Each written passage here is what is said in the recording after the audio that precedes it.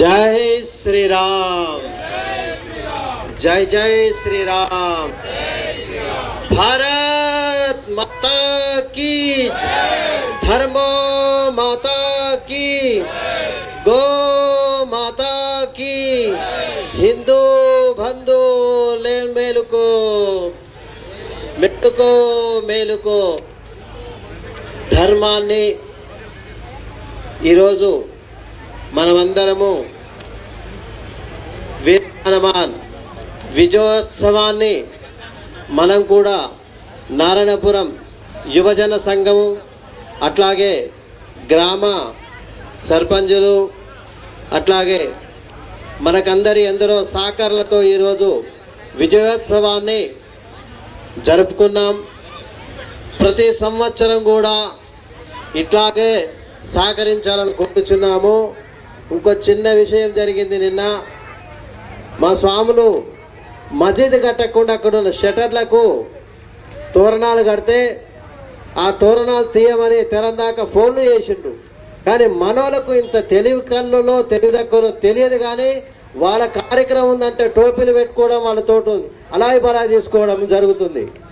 కానీ మనం కట్టిన తోరణాలకు విమర్శించి తీయడం అంటే మనం వాళ్ళని ఏమనలేదు, మసీదు కట్టలేదు. మనం అందరం అనుకున్నాం కేవలం ఒక హిందూ ధర్మం ఒక్కటే చెప్తుంది, ఏమని సర్వే జన సుఖినో భవంతు అని చెప్తుంది. ఏ మతంలో చెప్పట్లేదు, ఏ హిందూ ధర్మంలో ఉంది, అదొకటి.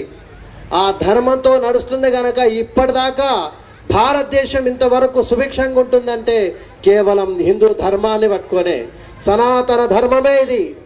ఇటువంటి సనాతన ధర్మాన్ని మనం చేకూర్చు. మనము ఐక్యంగా ఉంటేనే ధర్మాన్ని కాపాడగలుగుతాము. ఇకనైనా మేలుకోవడానికి మనమే మేలుకోవాలా. వాళ్ళ ధర్మములో వాళ్ళు ఉన్నారు. వాళ్ళు ఈరోజు వచ్చి మనోళ్ళు ఎవరన్నా వచ్చి కాషాయం కట్టుకోవడానికి ముందుకు వచ్చిండ్రా, రారు. ఎందుకు రారంటే మనం అధర్మంలో ఉన్నామా, వాళ్ళు ధర్మంలో ఉన్నారు.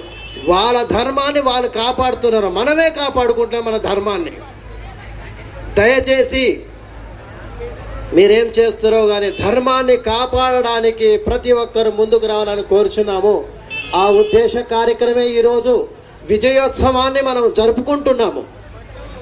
ఈ విజయోత్సవం మనం ఎవరిని ఇబ్బంది పెట్టడానికి కానీ మనం ఇబ్బంది పడకుండా ఉండడానికి ఈ ధర్మాన్ని కాపాడమని మనం మేలుకోండి.